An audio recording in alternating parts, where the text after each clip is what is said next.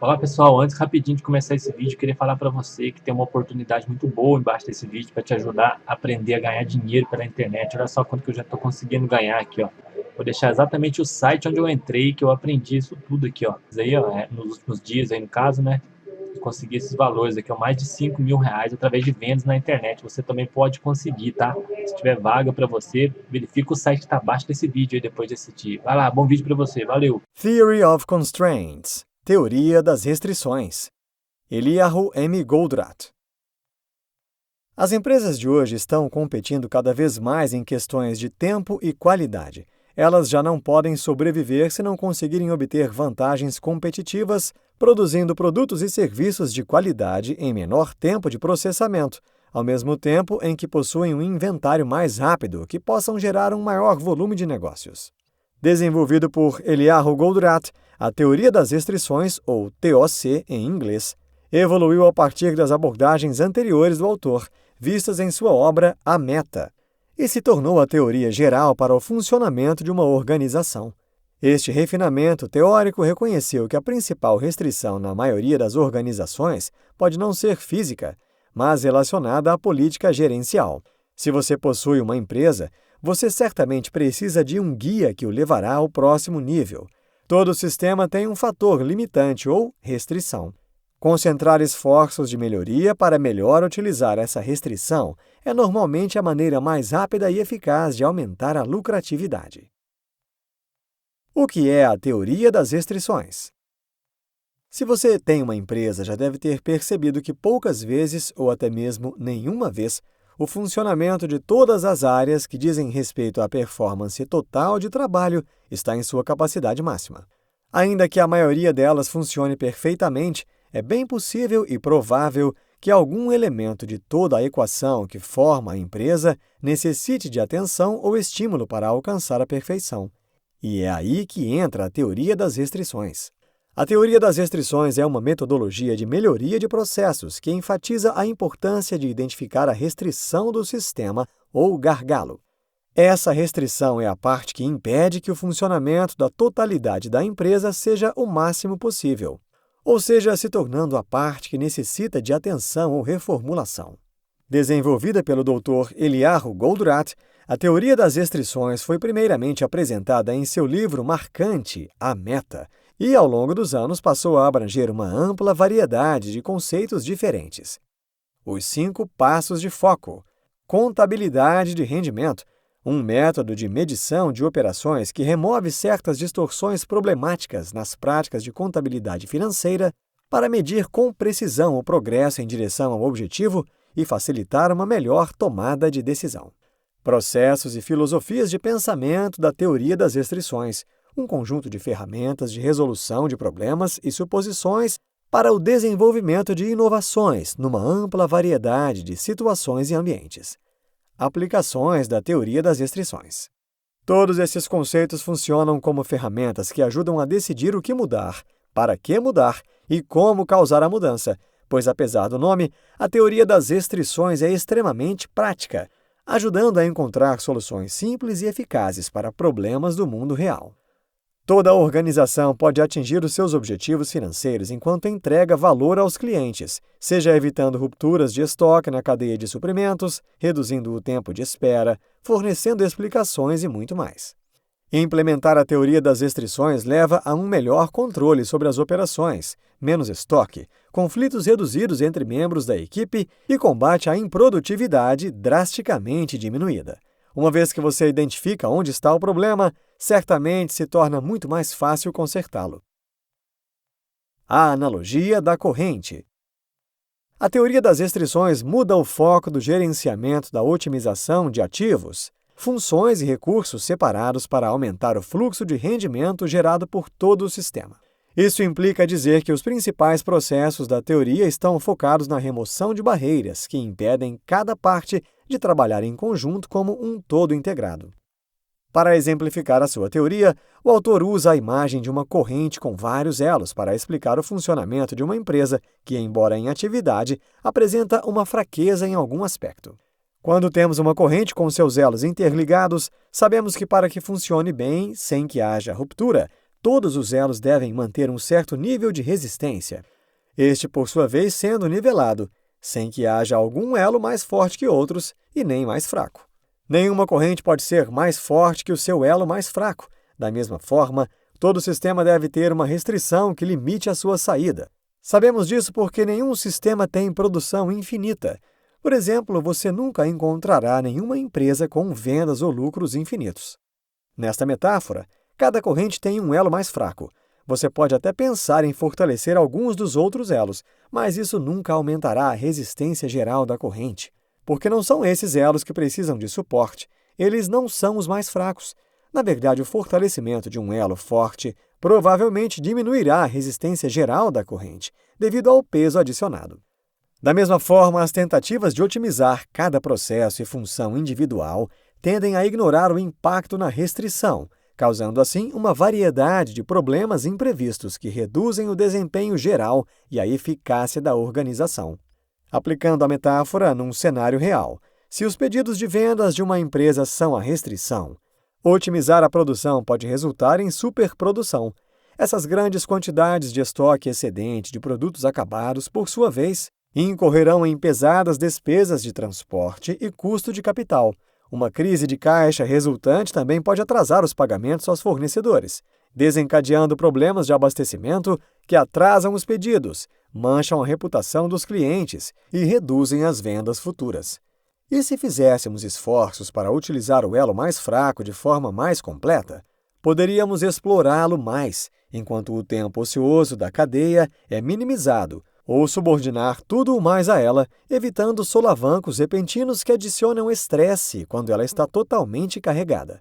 Uma vez que se domina o bom uso de uma corrente, podemos começar a procurar maneiras de fortalecer o próprio elo mais fraco, porque mesmo um pequeno aumento na resistência do elo mais fraco pode ter um grande impacto na resistência geral da corrente.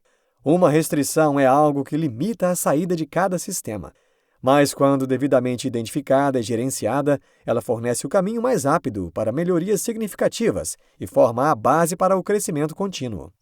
Ao contrário, quando ignorada, a restrição pode permanecer ociosa, desperdiçando a capacidade do sistema. Uma restrição fora de controle também pode causar estragos nos cronogramas de entrega e causar atrasos imprevisíveis. Portanto, é crucial para qualquer gerente tirar o máximo proveito de suas restrições e aprender a administrá-las bem.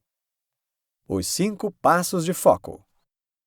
O princípio de funcionamento da teoria das restrições fornece um foco para um processo de melhoria contínua. Esse princípio consiste em 5 etapas de foco. Etapa 1. Identificar as restrições do sistema. As restrições podem ser físicas, por exemplo, materiais, máquinas, pessoas, nível de demanda, ou gerenciais. Geralmente, as organizações têm muito poucas restrições físicas, mas muitas restrições gerenciais na forma de políticas, procedimentos, regras e métodos. É importante identificar essas restrições e também priorizá-las de acordo com seu impacto nas metas da organização. Etapa 2. Decidir como explorar as restrições do sistema. Se a restrição for física, o objetivo é tornar a restrição mais eficaz possível. Uma restrição gerencial não deve ser explorada, mas eliminada e substituída por uma política que ofereça suporte ao aumento do rendimento. Etapa 3. Subordinar tudo o mais à decisão anterior. Isso significa que todos os outros componentes do sistema, que são as não restrições, devem ser ajustados para suportar a eficácia máxima da restrição. Como as restrições ditam o rendimento de uma empresa, a sincronização de recursos com a restrição fornece a maneira mais eficaz de utilização deles. Os recursos não restritivos contêm capacidade produtiva, a capacidade de suportar o rendimento restrito, e capacidade ociosa, a capacidade de proteção contra interrupções do sistema e a capacidade não necessária atualmente. Se recursos não restritivos são usados além de sua capacidade produtiva para suportar a limitação, eles não melhoram o rendimento, mas aumentam o estoque desnecessário. Etapa 4. Elevar as restrições do sistema. Se as restrições existentes ainda são as mais críticas no sistema, esforços de melhoria rigorosos melhorarão seu desempenho. Como o desempenho das restrições melhora, o potencial de recursos não restritivos pode ser mais bem realizado. levando a melhorias no desempenho geral do sistema. E ainda assim, eventualmente, o sistema encontrará uma nova restrição. Etapa 5. Se em qualquer uma das etapas anteriores uma restrição for finalizada, volte para a etapa 1. Não deixe a inércia se tornar a próxima restrição. A primeira parte desta etapa torna a teoria das restrições um processo contínuo. Nenhuma política ou solução é apropriada para sempre ou em todas as situações. É fundamental para a organização reconhecer que, à medida que o ambiente de negócios muda, a política de negócios deve ser refinada para levar em conta essas mudanças. A falha em implementar a etapa 5 pode levar uma organização ao desastre. Novas medidas de desempenho. A teoria das restrições assume que o objetivo de uma organização é ganhar dinheiro agora e no futuro. Para medir o desempenho de uma organização no caminho para este objetivo, 2 conjuntos de medições foram prescritos: medições globais, financeiras e medições operacionais. Uma vez que as medições globais podem ser expressas por meio das medições operacionais, as medições operacionais são definidas primeiro. 1. Rendimento. A taxa na qual o sistema gera dinheiro por meio das vendas. A produção que não é vendida não é vazão, mas estoque. 2. Estoque. Todo o dinheiro investido nas coisas que o sistema pretende vender. 3. Despesa operacional. Todo o dinheiro que o sistema gasta para transformar o estoque em produção. O rendimento é representado como vendas menos o custo, totalmente variável. O estoque inclui quaisquer inventários físicos como matéria-prima, produtos em elaboração, produtos acabados não vendidos e ferramentas, construção, equipamento de capital e mobiliário. Despesas operacionais incluem despesas como mão de obra direta e indireta, suprimentos, contratados externos e pagamento de juros. Existem 3 medidas globais. 1. Lucro líquido. Uma medida absoluta em dinheiro expressa como rendimento total menos despesas operacionais. 2. Retorno sobre o investimento. Uma medida relativa que é igual a lucro líquido dividido pelo estoque. 3. Fluxo de caixa. Uma linha vermelha de sobrevivência. Quando uma empresa tem caixa suficiente, não é tão importante, mas quando não há caixa suficiente, nada é mais importante que o dinheiro para sua sobrevivência. Como os 2 conjuntos de medidas de desempenho, globais e operacionais, estão relacionados, é possível avaliar o impacto de cada uma das medidas operacionais nas medidas globais. Quando o rendimento é aumentado sem afetar o estoque e as despesas operacionais, todas as 3 medições globais são aprimoradas simultaneamente. O mesmo resultado é obtido quando as despesas operacionais são diminuídas sem prejudicar o rendimento e o estoque. No entanto, o impacto sobre o estoque não é tão simples.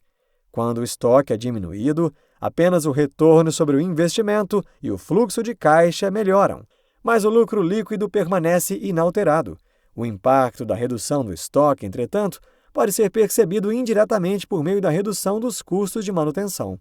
De modo claro, as medidas de desempenho da teoria das restrições são muito diferentes dos sistemas tradicionais de contabilidade de custos. Por isso, evite as 5 áreas problemáticas associadas aos sistemas contábeis tradicionais no ambiente de negócios atual: falta de relevância, distorção de custos, inflexibilidade, sujeição às necessidades da contabilidade financeira e impedimento ao progresso na fabricação de classe mundial.